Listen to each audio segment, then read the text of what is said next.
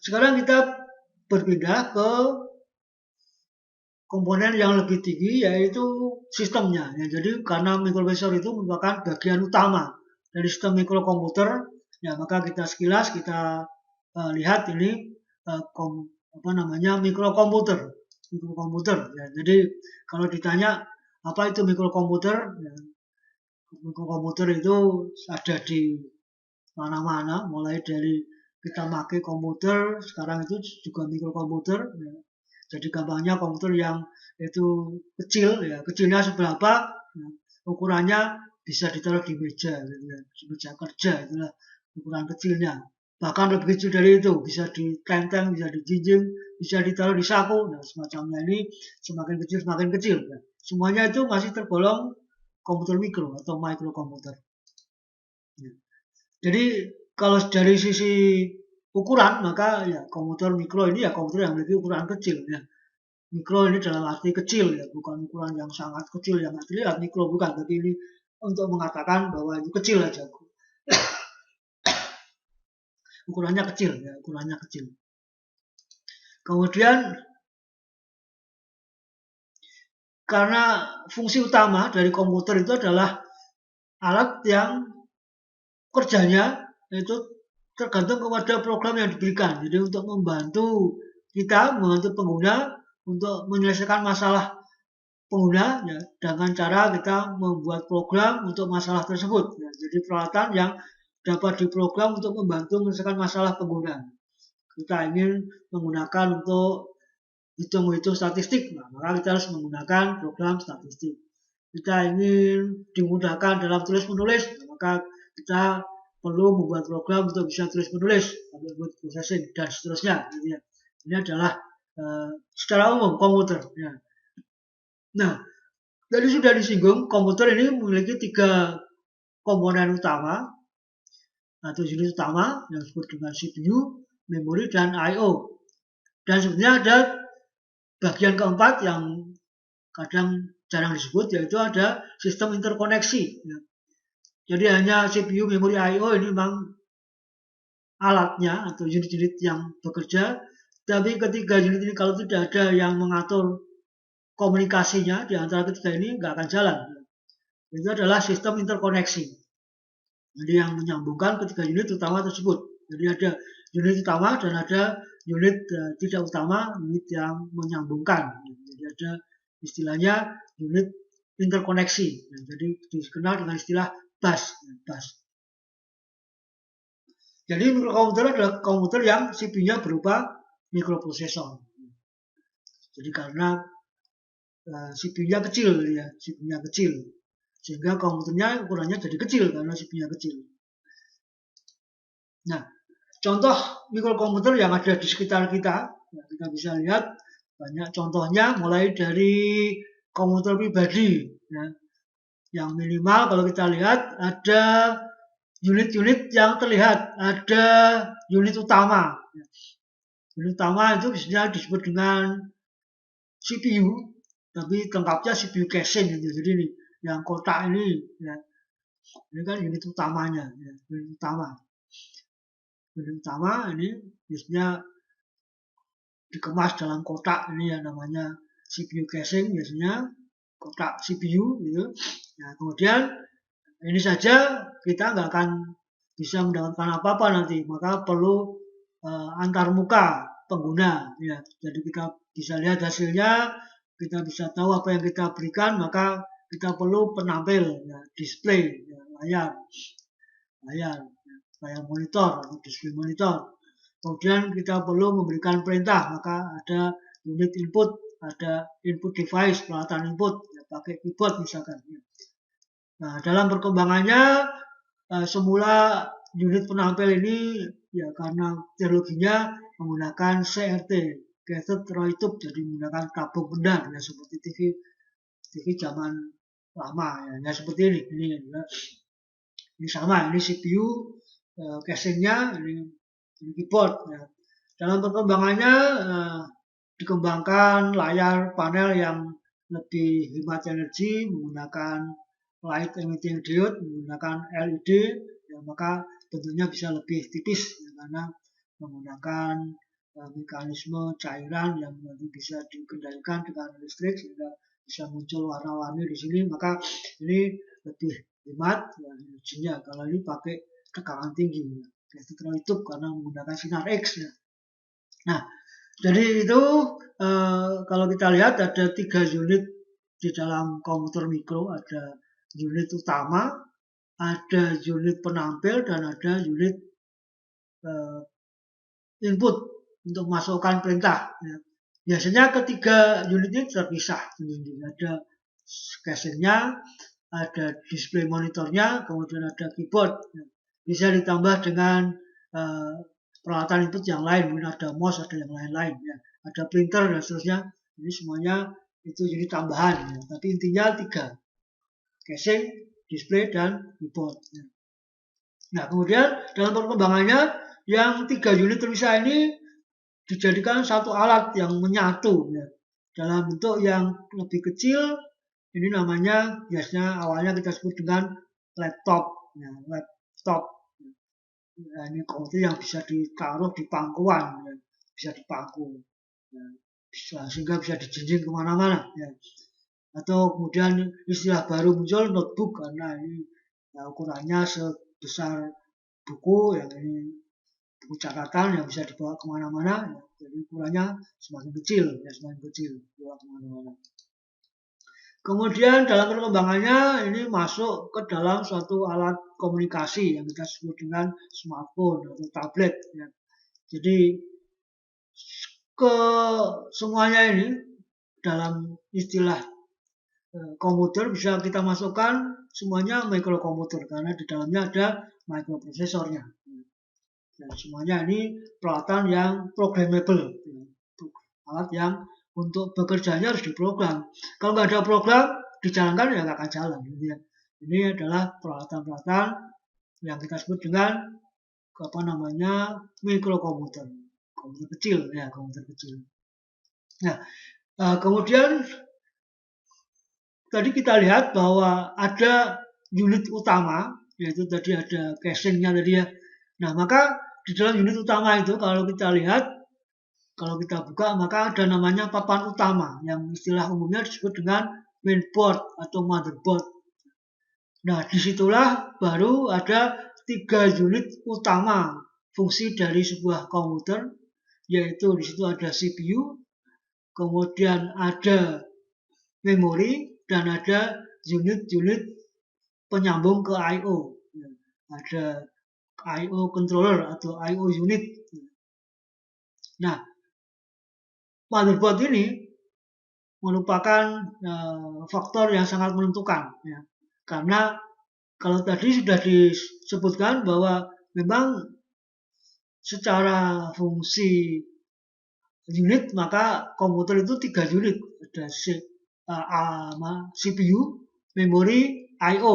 Nah, kemudian tadi saya sebutkan tadi ada unit tambahan, yaitu ada unit sistem interkoneksi yang menyambungkan ketiga unit tadi, yang menyambungkan CPU, memori, I/O harus disambungkan. Nah, itulah salah satu fungsi dari motherboard. Motherboard ini sebenarnya fungsinya fungsi interkoneksi dari ketiga unit itu. Nah, ini sangat berpengaruh kerja sistem. Karena dia harus bisa menyambungkan dengan baik. Kalau cara menyambungkannya jelek, ya nanti kinerjanya akan jelek. Nah, itu memang bisa kita lihat secara umum dari harga. Ya. Biasanya kalau motherboard yang bagus, itu harganya yang mahal. Pasti nanti kinerjanya bagus. Ya. Tapi kalau kita beli yang murah, biasanya juga nanti dengan prosesor yang sama, memori yang sama, yang sama, nanti kinerjanya beda. Ya, kalau dites nanti kinerjanya beda. Kadang-kadang bahkan kadang-kadang restart sendiri atau bahkan hang ya, macet di tengah jalan. Itu karena sistem sambungannya kurang bagus. Jadi ini yang tidak kalah penting ya. Jadi adalah di dalam mikrokomputer itu ada motherboard atau mainboard yang juga sangat penting, sangat mengaruhi kinerja dari sistem. Jadi, contoh ini sejak awal komputer dikembangkan sampai sekarang juga motherboard itu juga berkembang. Jadi dikembangkan mengikuti kebutuhan. Ya. Jadi pertama kali pada komputer yang awal yang kita sebut dengan PC XT dengan prosesor 8088, motherboard yang lama ini kalau dilihat di sini ada 3 unit yang ada di dalam motherboard. Yang pertama itu CPU 8088, kemudian memorinya ini, kemudian nanti ada ini untuk sambungan ke I/O, I/O unit yang bentuknya adalah kartu, card I/O. Jadi untuk menyambungkan ke printer harus dipasangi card printer. Untuk nanti menyambungkan ke monitor harus dipasangi card monitor atau display card. Untuk bisa menghasilkan suara atau ke speaker nanti harus dipasangi sound card. Jadi dari sound card, kemudian memori atau dari display card yang pertama harus ada itu adalah display monitor. Jadi harus ada card monitornya, VGA cardnya gitu ya, istilahnya VGA card itu harus ada minimal itu. Kemudian ada memorinya sudah terpasang di sini, RAM-nya, random access memory ini. Kemudian CPU-nya. Nah, untuk pertama kali ini bisa hidup kalau nanti ini sudah dipasangi card VGA untuk disambungkan ke monitor. Nah, maka nanti pertama kali akan dijalankan, maka yang jalan program yang ada di dalam namanya BIOS.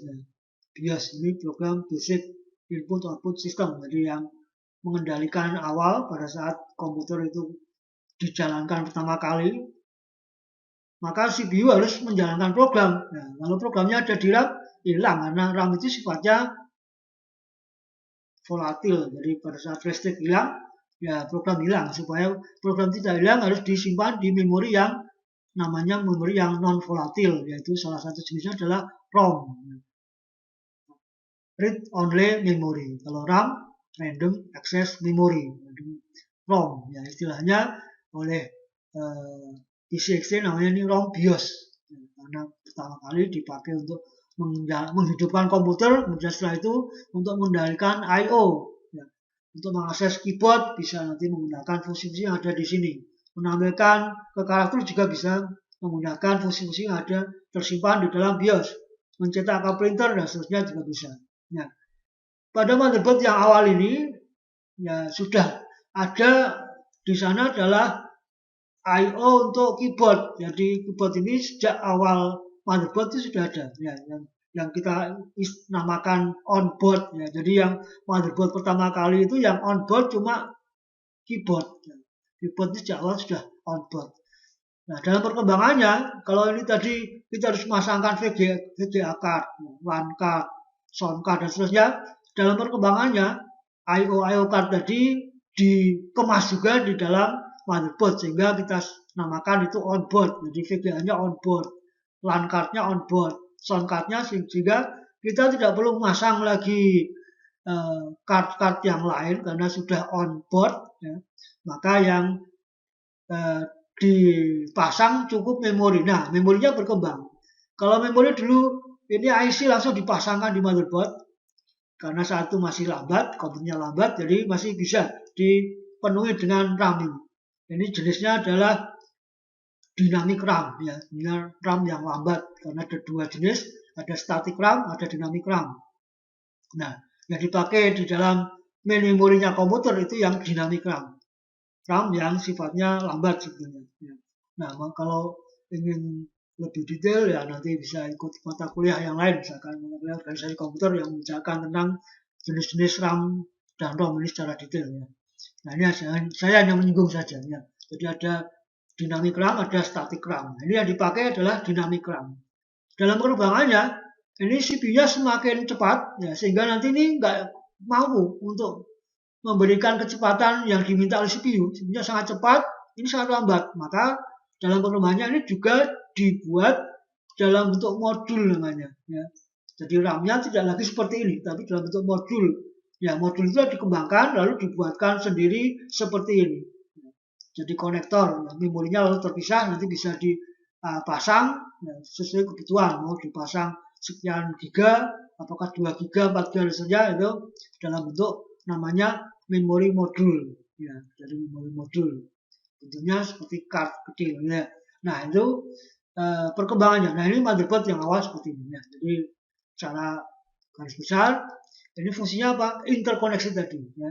Jadi yang menyambungkan dari CPU harus baca program atau data dari RAM gimana? Ya di sini ada jalur-jalur yang mengatur. Ya.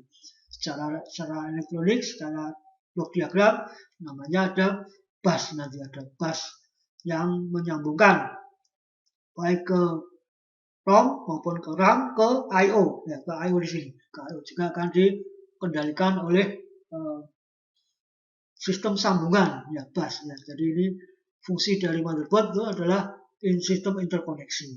Jadi di sini di samping itu kan di sini ada IC yang lain lah yang fungsinya fungsi sambungan itu. Nah, dalam perkembangannya motherboard itu dikembangkan karena tadi kecepatan prosesor menjadi tinggi ini, ya, maka perkembangan berikutnya, ya, misalkan di motherboard masa kini salah satunya kita ambil contohnya ini sudah sangat rumit, ya, motherboard sekarang itu. Jadi tadi sudah saya singgung, ini ada ini memori modul nanti ditaruh di sini. Jadi di sini nggak ada memorinya, belum ada. Ya. Ini motherboard, ini hanya nanti dipasang apa namanya prosesor nanti, ya, CPU ini kosong, masih kosong, ini CPU-nya di sini. Kemudian ini yang tadi bentuknya card yang harus dipasang, nah sudah ada. Ini ada VGA card, ya, ada LAN card, ada sound card, ya. Kemudian sudah ada apa namanya keyboard sudah otomatis ada. Ya. Kemudian kalau masih kurang, masih disediakan ini I/O unit untuk ditambah sendiri. Contohnya apa? Nah ini VGA card-nya kan standar, ya. Wah saya ingin untuk ini untuk game, maka ya harus dipasangi sendiri VGA card yang pakai GPU yang mahal tadi itu disediakan misalkan AGB. Ya. Ini motherboard yang generasi pertengahan lah. Yang sekarang sudah pakai apa namanya AGB-nya mungkin sudah nggak ada karena sudah pakai yang PCI Express, ini bisa pakai yang untuk VGA, ya. Nah itu, ya. Ini perkembangannya sudah demikian pesat. Nah ini contohnya motherboard. Ya. Jadi fungsinya apa tadi? Fungsinya adalah untuk interkoneksi. Jadi semakin cara mengendalikannya bagus, maka dia akan semakin kinerjanya semakin bagus. Itu bagian dari apa namanya sistem mikrokomputer. Ya, jadi kalau kita lihat secara sederhana, secara blok diagram, sistem mikrokomputer itu ada unit utamanya adalah microprocessor unit, ya. CPU-nya berupa microprocessor unit. Kemudian ada memori, ada dua jenis, ada RAM dan ada ROM karena diperlukan untuk menghidupkan pertama kali. Kemudian ada sambungan keluar. Ini yang disebut dengan I/O unit, ya, input-output unit, yang wujudnya bentuk kartu, ya, card VGA, card monitor. Ya. Sedangkan alatnya, keyboardnya di mana? Di luar sini, namanya peripheral. Ya. Keyboardnya tersambung ke konektor-konektor ini. Jadi kalau sistem internal ini sampai kepada card I/O atau I/O unit atau interface. Interface ini sambungannya. Ya dikendalikan sampai di sini. Nanti yang bertugas untuk mengendalikan keluar siapa? Ya ini kartu ini ke VGA, maka dia yang akan ngatur tampilannya bagaimana itu kartu VGA. Yang ngatur mencetaknya ya berarti card printer yang akan mencetak. Dengan perintah dari CPU diberikan datanya akan dicetak. Karena umumnya di sini ini kan lebih lambat. Nah, kalau nanti itu kaitannya dengan peralatan penyimpan bagaimana? Ya serupa, nanti ada ada interface untuk ke peralatan penyimpan. Contohnya hard disk atau yang lain. Ini secara, nah sistem sambungan tadi ini, ya, jadi ada bus ini yang menyambungkan. Ada 3 macam bus, address bus untuk memberikan alamat kemana, ke memori RAM atau ke I/O, ke RAM, kemudian datanya, kemudian yang mau dikerjakan apa? Baca apa tulis ini, ya. Jadi ini contoh sederhananya kendali ini memerintahkan mau dibaca apa ditulis.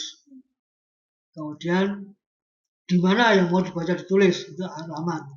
Kemudian setelah nanti diberikan perintah baca, maka nanti datanya sampaikan melalui bus data atau data bus.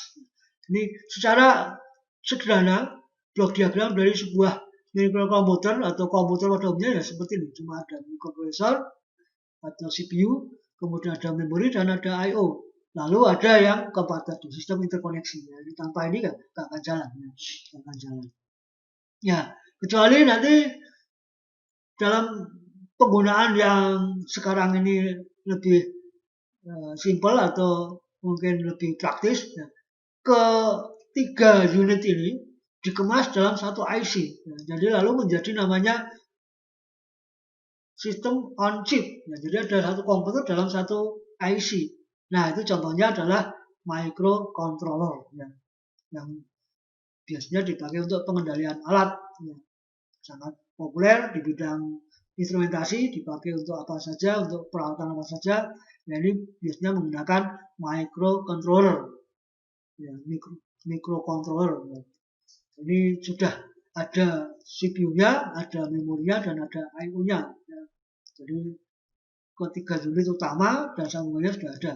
Itu dalam satu IC, namanya lalu microcontroller, ya, pengendali ya, mikro, ya, karena juga intinya di sana CPU, tapi ada memori, ada I/O. Nah, dalam perkembangannya yang dasarnya, ya, maka untuk meningkatkan kinerjanya, ini dalam perkembangannya untuk sistem interkoneksinya seperti tadi ya, pada motherboard yang modern tadi, maka ini pengendaliannya dibuat lebih bagus lagi. Ya. Jadi ada bus kendali, ya, logik, ya, yang nanti akan mengatur. Busnya nanti bisa tidak hanya bus tunggal, ya, semuanya tersambung dari satu, tapi bisa dipilah-pilah. Nanti yang bus yang ke I/O kecepatan tinggi, misalkan tadi ke VGA, ke jaringan, gitu ya. Kemudian yang ke motherboard, ke keyboard dan ke mouse itu kan lambat, nanti dipisahkan supaya tidak mengganggu. Kemudian ada yang ke peralatan penyimpan, ke hard disk dan seterusnya, ini dipisahkan. Ya, jadi karena tadi di dalam motherboard yang modern tadi kan memorinya sudah terpisah dari motherboard, harus dipasang, makanya ada interface ke memori sendiri. Kemudian ada interface ke peralatan penyimpan, ke hard disk, ke CD dan seterusnya. Ya. Kemudian yang ke I/O secara umum, keyboard, ke monitor, ke ke mouse, gitu ya, ke printer dan seterusnya ini. Ya. Jadi ini yang perkembangan dari motherboard yang baru atau yang modern, tapi ini dengan blok yang disederhanakan. Tapi intinya ini ada pemisahan antara I/O yang berbeda kecepatan. Itu gambaran blok dari sebuah mikrokomputer. Nah, jadi kalau kita lihat perkembangan mikroprosesor, kembali ke mikroprosesor ini mulai dari tahun 71 sebetulnya dipelopori oleh Intel, ya, mulai dari prosesor 4 bit, ya, kemudian prosesor 8 bit yang pertama, kemudian ada pabrik yang lain, ada Rockwell, ada National Semiconductor, dan ada yang lain-lain juga ini mengikuti membuat mikroprosesor. Ya. Kemudian tahun 73 sampai 78 ini Intel mengembangkan 8 bit yang sudah stabil, ini 80, 80, 8085, ini belum dipakai di komputer, tapi sudah dipakai di peralatan, contohnya di awal-awal mesin fotokopi, gitu ya, untuk mengendalikan alat-alat itu menggunakan mikroprosesor. Ya. Kemudian pada saat itu diikuti oleh pabrik yang lain, pabrik CPU yang mikroprosesor yang lain namanya Motorola, ya, dengan ini juga prosesor yang masih 8 bit, ya, bisa 8 bit. Jadi ada Motorola seri 6800, 681, kemudian ada Zilog. Ya. Jadi ini saat itu tahun-tahun ini yang terkenal ada 3 prosesor atau mikroprosesor, ada Intel, ada Motorola, ada Zilog. Ya, ini masuk generasi 2. Kemudian yang generasi 3 ini prosesor yang sudah diimplementasikan di komputer, ya, sudah jadi komputer. Awalnya prosesornya dikembangkan tahun 79, tapi jadinya dalam kemasan di komputer itu awal-awal 80. Ya, jadi menggunakan 8088 bukan 8086. Jadi ini generasi ketiga ini prosesor 16 bit. Ini internal eksternal 16 bit. Tapi yang 8088 ini internal 16 tapi eksternalnya database-nya cuma 8 bit karena ya antarmuka dengan peralatan yang lain memori dan I/O masih 8 bit sehingga Intel membuat turunan dari 8086 yang sudah maju tapi harus mundur sedikit karena datanya tidak bisa terkoneksi dengan memori dan I/O yang ada sehingga harus diturunkan koneksinya cuma 8 bit. Kemudian setelah itu mengembangkan 186, 286, kemudian 386, 486 gitu ya. Kemudian Motorola juga mengikuti yang 16 bit, 68000, 68010, kemudian Zilog ini Z8000. Nah, generasi keempat ini generasi yang 32 bit ya. Dari Intel itu mulai dari 386, 486, nah 486 ini Pentium ya, 1, 2, 3 ya. Kemudian Pentium 4 itu sudah 64 ya, 32/64. Sistemnya masih 32 tapi kemudian yang Itanium itu sudah full 64. Diikuti dengan Motorola juga ini yang 32 bit seri 68020 dan seterusnya. Ya, Zilog ini seri 8003 ya. Jadi ini yang seri yang 32 bit. Nah, kemudian ada ARM ya, yang ini sekarang lebih kita kenal dipakai di smartphone ya, ARM. Nah, generasi mulai 96 ini yang mulai 64 bit itu sampai sekarang sebetulnya secara hardware terus berkembang ya. Terus berkembang ya. Misalkan Intel Pentium ini mulai yang menuju ke 64 bit Itanium, kemudian yang generasi core ya, mulai dari core duo, core to duo, core to quad ya. Kemudian core I, core I, I3, I5, I7, I9 yang terakhir ya. Kemudian ARM. Kemudian ada prosesor yang lain sebetulnya. Ya, ini hanya sekilas saja untuk memberikan gambaran dari 4 bit, prosesor 4 bit, prosesor 8 bit, prosesor 16 bit, prosesor 32 bit, kemudian sekarang yang dipakai di komputer umumnya sudah prosesor 64 bit. 64 bit. Oke, nah perkembangan kalau kita lihat perkembangan Intel saja ini sampai tahun 2000 misalkan ini ya. Ini secara detail ya. Jadi prosesor 4 bit tadi, kemudian 8 bit ini 8080, kemudian 8085 ya.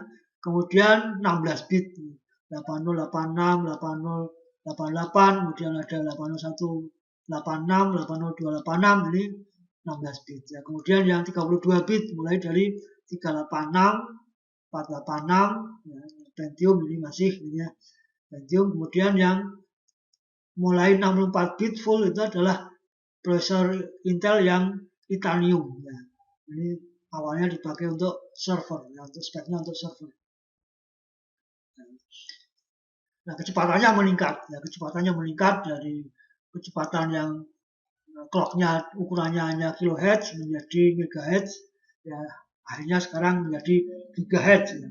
Sudah umum prosesor sekarang di atas 1 giga ya. 1, 2, 3, bahkan mungkin ada yang 4 giga. Jadi tahunnya sampai perkembangannya seperti itu. Nah, perkembangan dari sisi komponennya juga meningkat ya, dari kecil sampai besar. MIPS itu adalah million instruction per second. Jadi setiap detik bisa mengerjakan berapa million, berapa juta instruksi. Million bukan juta ya. Million, berapa juta instruksi per detik. Jadi ukurannya itu instruksi yang dikerjakan dalam ukuran jutaan. Jadi 0,06 juta per detik. Sampai dengan misalkan Intel Pentium itu 300 ya, artinya 300 juta berarti ya. Million ya, million. Oke, itu contoh perkembangan dari prosesor Intel. Ya, prosesor Intel. Nah, kita bisa lihat, tadi saya berkali-kali nyebut bit tadi ya, prosesor sekian bit. Nah, jadi ini secara lebih detail, misalkan 8086. Jadi prosesornya prosesor 16 bit sama dengan 88, 16 bit. Tapi ini sambungan keluarnya yang bedakan. Jadi ke eksternal, ke bus datanya itu, kalau ini sambungan bus datanya 16, tapi yang 8088 ini cuma 8 bit ya, eksternalnya. Jadi di samping ukuran data bit yang kita sebut dengan width, ya, ukuran width length, panjang sekali baca, itu juga kemampuan penyediaan memori yang bisa dibaca. Jadi untuk Intel yang dasar, yang disebut dengan Intel x86 ini, arsitektur dasarnya Intel 16 bit, itu dasarnya menggunakan memori yang cuma 1 mega. Kemudian dikembangkan 286 bisa 16 mega, 386 4 giga, 486 dan seterusnya. Ya. Ini. Di samping itu adalah ya tipe data. Ya. Tipe data itu artinya data yang bisa dibaca, yang maksimum sesuai dengan lebar width length-nya tadi. Jadi kalau itu prosesor 16 bit ya maksimum 16 yang bisa dibaca. 16 bit itu berarti 2 byte. Ya. Kalau prosesor 32 bit ya bisa 4 byte sekaligus baca. Ya. Jadi artinya bisa membaca sekali baca 32, maksudnya 32 bit atau 4 byte, atau membaca 2 byte atau membaca 1 byte itu bisa. Ya. Jadi ini ukuran data yang bisa dibaca maksimum sesuai dengan lebar width length-nya tadi, ya, kemampuan dari lebar data bus. Nah itu contoh ini kemampuan dari prosesor Intel x86. Ya, x86. Nah yang terakhir kita akan lihat apa yang mempengaruhi dari kinerja prosesor atau mikroprosesor pada khususnya. Ya. Jadi ada beberapa hal, ya banyak sekali, tapi beberapa diantaranya yang pokok adalah yang pertama adalah kecepatannya, jelas ya. Jadi semakin cepat clock-nya berarti akan semakin cepat mengerjakan instruksi. Jadi tadi kalau ukurannya cuma kilohertz tadi kan hanya 0,06 MIPS-nya. Kalau gigahertz tadi bisa sampai 300 MIPS-nya. Jadi menentukan kecepatan eksekusi per instruksi. Sehingga nanti keluarnya berupa banyak instruksi yang dapat dikerjakan per detiknya. Semakin kalau clock-nya semakin besar, ya MIPS-nya akan semakin besar. Kemudian yang lain adalah tadi sudah disinggung berkali-kali adalah width length. Jadi kalau ini dari sisi kecepatan, ya, kecepatannya, ini dari sisi besarnya data yang dapat diolah. Maka kecepatan dan besar ini akan memberikan informasi tentang kapasitas. Kapasitas. Jadi per satuan waktu itu bisa mengolah berapa banyak data. Jadi semakin kapasitasnya besar, ya berarti akan semakin bagus. Itu tentukan oleh width length. Artinya semakin width length-nya besar, semakin bisa mengerjakan data dengan cepat, ya, dengan cepat. Kemudian yang lain adalah tadi memori, ya. Jadi ketersediaan memori, ya. Memorinya semakin bisa menyediakan ruang yang besar, berarti juga akan mempengaruhi kinerja, karena kalau misalkan yang akan diolah itu datanya besar, ya, kalau itu bisa ditaruh di memori semua, yang dibaca langsung dari memori. Tapi kalau misalkan memorinya nggak cukup, berarti kan harus dimasukkan ke memori bertahap. Ya, data itu masih ada di hard disk dalam file, ngambilnya ke memori bertahap. Artinya berarti nanti itu mengurangi kinerja dari pembacaan data. Jadi semakin besar, itu nanti akan semakin cepat juga. Kemudian yang belum terlihat tadi adalah ini bagaimana langkah-langkah mengerjakan instruksi. Jadi tadi langkah dasarnya itu ya membaca instruksi, menerjemahkan, kemudian mengerjakan. Sebenarnya langkahnya itu sekuensial, ya, berurut. Harus dibaca dulu instruksinya dari memori, kemudian diterjemahkan, baru dilaksanakan. Kemudian instruksi berikutnya begitu. Jadi kalau ada 5 instruksi berarti nanti ada 5 kali 3 satuan pembacaan tadi. Ya, jadi ada 15 langkah berarti. Setiap instruksi kan 3 langkah. Berarti ada 15 langkah. Kalau setiap langkah itu 1 detik berarti akan memerlukan waktu untuk 5 instruksi berarti 5 kali 3 nanti 15 detik. Ya, kalau 1 langkah tadi 1 detik. Nah itu maka dalam perkembangannya bagaimana supaya tidak sekuensial seperti itu, tapi bisa diparalel. Ya. Jadi bagaimana sambil itu mengerjakan bisa ngambil instruksi, tapi tidak harus nunggu selesai instruksi dikerjakan, tapi sembari mengerjakan instruksinya dijalankan, instruksinya dioperasikan, ditambah dikurang, saat itu juga bisa diambil instruksi berikutnya. Jadi artinya ada paralel ya, antara membaca instruksi dari memori dan mengerjakan atau mengolah data yang ada di ALU, semacam itu.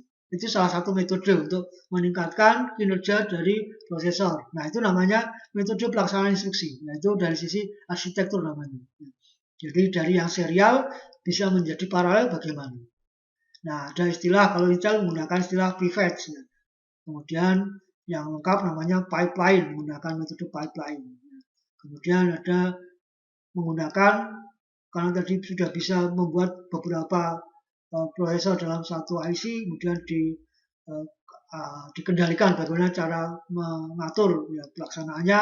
Ada metode superscalar, ada array processor, kemudian ada parallel processor, kemudian ada mekanisme yang dipakai pada multicore itu bagaimana. Nah, jadi ini semuanya adalah metode pelaksanaan.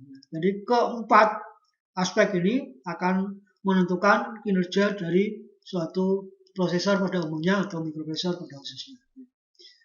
Jadi itulah kira-kira gambaran yang harus kita pahami fungsi dari mikroprosesor, kemudian kaitannya di dalam sistem komputer itu bagaimana, termasuk ya perkembangannya dari yang sederhana sampai yang sekarang, ya, secara garis besar, dan juga apa saja yang menjadi concern dari peneliti dalam mengembangkan mikroprosesor ini, ya.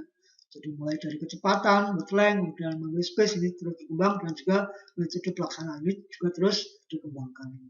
Oke, saya kira untuk materi yang awal ini saya cukupkan sekian. Ya.